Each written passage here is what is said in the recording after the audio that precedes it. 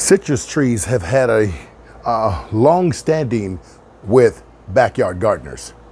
In fact, over the last 10 years, citrus trees have taken a popular outcome when it comes to growing them inside containers. I know that for a fact because I help popularize growing citrus trees specifically in large containers. However, most individuals that is in the gardening community fail to understand one major issue with growing trees inside containers, yet alone any sort of green leafy vegetables and such. Let me explain it. First of all, we got to think about the fertilizers that we use when we're growing trees in containers.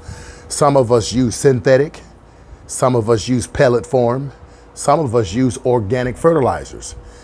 Regardless of which fertilizer you use, the fertilizer is not sustainable to the tree.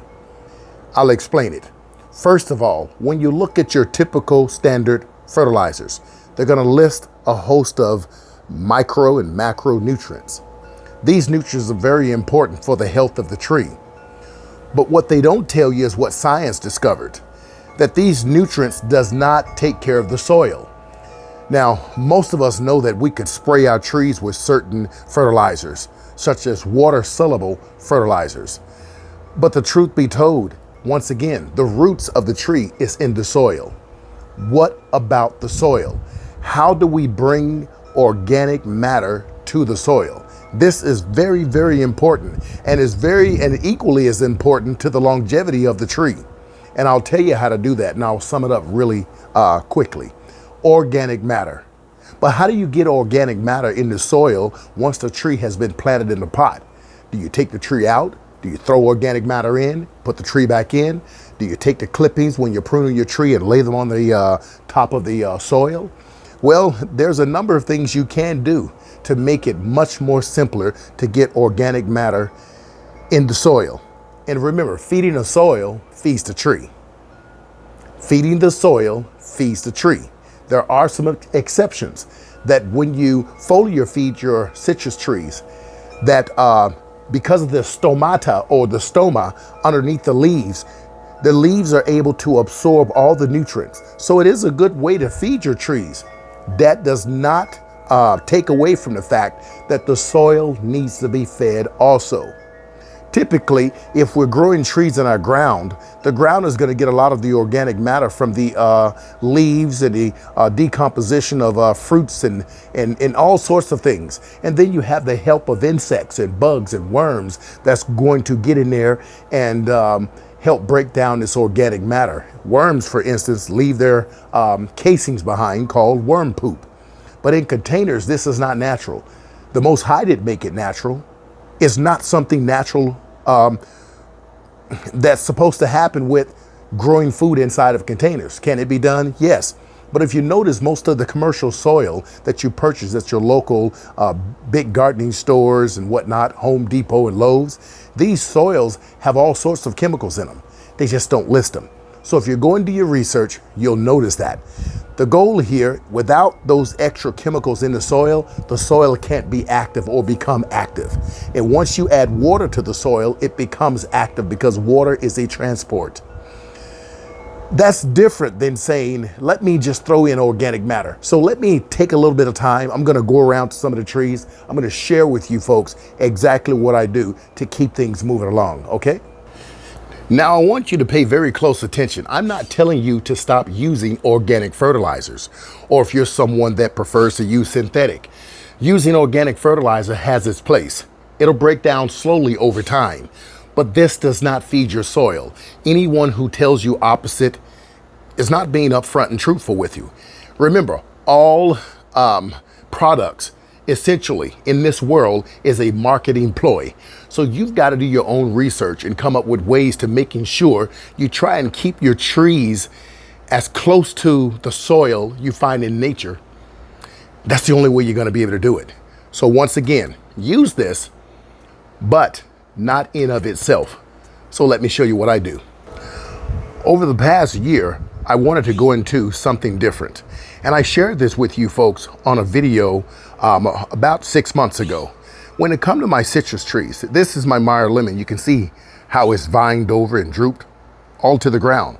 All of these trees are grown in heavy duty 40-gallon containers that's going to outlive you. You can't find these containers in this size anymore. In fact, I have the last 100 and I still have them at my home here. This is the Nwari Satsuma.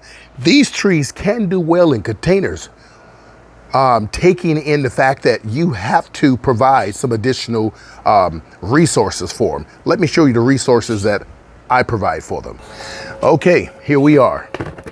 Right here, organic matter, eggshells, avocado peels. If you're in the season, watermelon, any sort of green leafy vegetable, bananas, all of those things are organic matter, and you need to make sure you have those available. Most of us do, but most of us simply throw them out in our compost bin and we let the city take them. Don't do that. Take it back to your garden and your soil. First of all, how do I apply this? Number one, I'm gonna go ahead and close this up right now, and I'm gonna show you how I apply it. The first thing I wanna do is go and recognize my trees and thank them for what they've done for me. And then, because these trees are not grown naturally in containers, I wanna also give praise and thanks to the Most High Yah. Third of all, I wanna look and see if the trees are healthy. I'm gonna take a look at the leaves, see if there's any discoloration in the leaves. I'm gonna look at the branches, the trunk. I'm gonna look at everything possible and even signs of insect infestation. Now, once I've identified these things, I can tell myself, do my tree need a foliar feed? Or do it need a soil feed? Or do it need both? Is it lacking in organic matter? This is why I keep a notebook and pen. If I've given my trees organic matter this month of, let's say July, I'm not gonna give them organic matter until September. And the reason why, because it's gonna take time for that organic matter. You're gonna have worms and all sorts of beneficial creatures down there that's gonna take care of that soil for you, break down that organic matter and provide it, the nutrition was gonna be provided quite quickly for your trees. But if I come over here to my Meyer lemon, you can see how light in color it is. This is because it's lacking some micronutrients, not always macronutrients. And you'll know the difference because you should know how you're taking care of your tree and what you're feeding your tree. Again, this in of itself is not going to do everything. Let's take a closer look. This talks about having humic acid and beneficial soil microbes, long-lasting plant success. So most people that read that, they're going to say, wait, it says soil microbes. Okay, right here, soluble potash, calcium, and sulfur. And if you read down here, you'll see exactly what else may be contained inside of this bag. Bottom line is this is all a marketing ploy. I know it because I've experimented for years, and this is my expertise. So what do? This tree is lacking copper, manganese, it's lacking iron, okay, magnesium. It's lacking those essential micronutrients. Now you can use some other products I've introduced you folks in the past to spray it down or, soak your soil. But guess where you can get those from? The same place we humans get it from. Tell you what, why don't I just show you an example of it really quick? Would you like that? So essentially, you would typically want to put on some gloves so your hands don't get messy from all of the food scraps. If you're like me and you have a drip irrigation line, go ahead and move it to the side. Now, typically, you would have a much smaller shovel. I had one, but it broke on me, but this does well. I'm simply gonna go to the outside, not inside. You have the fibrous roots all around this tree, but I wanna go as much to the outside as possible. I'm gonna simply dig a hole at a slant.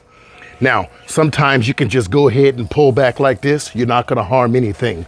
Or you just simply move it over, just like so. You're not going to harm the soil. You don't need a big hole. You don't need a big hole at all, okay? And then what you're gonna do is simply get in here.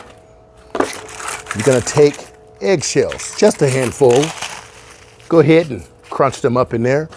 Take you some avocado peels. Take you some watermelon. Get in here, and if you got some bananas, which is awesome to have, especially when they're black like this, when you've forgotten to eat them. Folks, leave your bananas out so you can see them. Now, I just simply cover this back up. Okay, that's it. And look at all the worms here. Look at that. There's worms. Look at this. Nothing but worms. This is very important for soil biology. Remember, the microbes in the soil will not be activated unless it has other things introduced to it. Mycelium does not occur unless there's some sort of food products in here. Food products have sugar. Mycelium loves sugar. It's how it communicates with the rest of the roots. Now, in the in-ground area, it'll communicate with all plants' roots. But in this case, we just have this here. And if you notice, this soil is very rich, very rich. And this is a lot of my compost that I add 2 to 4 inches every about 3 months to about 6 months as the soil starts to degrade. Look at that. Look, just tons of worms. I'm sorry, guys. I didn't mean to bring you, I don't want to bother you. But, I put that in here and the compost goes down. I add more, it goes down. I add more and it goes down. Eventually what you have is the soil that you started out with from the local nursery is no longer there, because every time you water, it washes out at the bottom. I'll show you an example. Down here in my drain holes, I have this here. This is pure worm castings. Worms make their way in there and they will poop out worm castings everywhere. If you didn't have this, or if I didn't have this on top of a dolly and I had it directly on the ground, worm castings will form underneath this container here and the ground. I kid you not. So once again, this is how you bring life to your soil, and this is how you keep your trees happy. Okay, you should do this on an every other month basis, a bi-monthly basis. Okay, and once again, I normally do this on this side and on this side.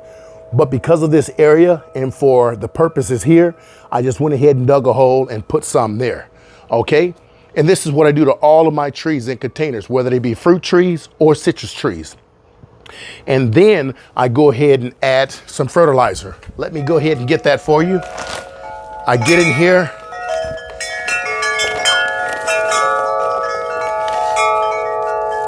And I'll add, this here's a half a cup. I'll add about a half a cup of this fertilizer throughout this entire area. And this fertilizer is going to take some time to break down. I'm now going to go ahead and scratch this in. You see, a lot of people don't give me credit for my channel. And the reason they don't, because they don't like what I do on my channel. I preach the word from the garden. And they'll go and give everybody else the credit for stealing my ideas without even giving me the acknowledgement. The Bible speaks against that. We must lift up and give our brothers and sisters praise and thanks for the work that they've done, because it helps us essentially. Other than that, folks, I hope this works for you, and I know it will. Just apply it, and most of you are going to be taken back. Make sure, folks, no matter what you do, don't apply that and not water it in. Make sure you water it in. Very important. And I can tell you something right now. You folks will have citrus trees that are grown in containers that look absolutely spectacular. Okay? Now, if you only put this in one area, and I'm talking about your organic matter, then do yourselves a favor. Make sure that this drip line sits away from the organic matter, because the water comes this way. So put it here so when it waters, it can keep getting water to that organic matter. Water helps break down things. Water, air, and oxygen. Very important. Very, very important. So I do understand that this video is quite long, but it was very important for me to go over the detailed information and to include everything. Once again, when you're growing your trees in containers, you should be feeding them on a monthly basis with organic fertilizers. It's going to take about 3 to 4 weeks for organic fertilizers to break down. If you want to feed the soil too, you want to feed it bi-monthly. That means every other month with organic matter. That means your food scraps from the house, your vegetables, your eggshells, avocado, bananas, and such. Make sure you don't have any seeds in there, because if you do, you're going to eventually get a dormant seed that's going to sprout when the springtime and summertime comes around. If that happens, you're going to get a plant that's going to compete with your citrus tree being grown in a container, or your fruit tree if you have fruit trees in containers. And when that happens, you're going to get a lot of deficiencies in your tree, and it's going to show itself readily, very fast. It's going to show itself, okay? You don't want to do that. A lot of times, if you do have something growing in your containers, go ahead and dig it out of there and go and plant it in your garden somewhere, whatnot. Foliar feed, I like to do that every other month too, so bi-monthly. So when I do the organic feeding to the soil, I do a foliar feed to the tree. I know this sounds like a lot of work, but the truth be told, it wouldn't be a lot of work if we just simply put them in the ground and if you had the space for them. Okay, this is not natural for these trees to grow. And because we're growing them in an unnatural environment, we've got to put in a little more labor. After all, the Bible simply speaks of this. The Most High himself, Most High Yah, not just the Most High Yah. He spoke to Adam and told Adam he will labor by the sweat of his brow. So we've got to till that soil and do what we're supposed to do, especially when we step out of the natural way of growing things. Until things get better, that's what we have to expect. Again, I know this video is long, but I needed to get this out here because I had several people that have been asking me, are you ever going to keep telling us about gardening and growing things? Folks, I don't talk about growing cucumbers, tomatoes, and all those things. You can find that anywhere on the internet. All gardeners regurgitate that information every year. But when it comes to citrus trees, folks, this is what I do. Remember something, there is no substitution. Many imitate, but they can never duplicate. Shalom.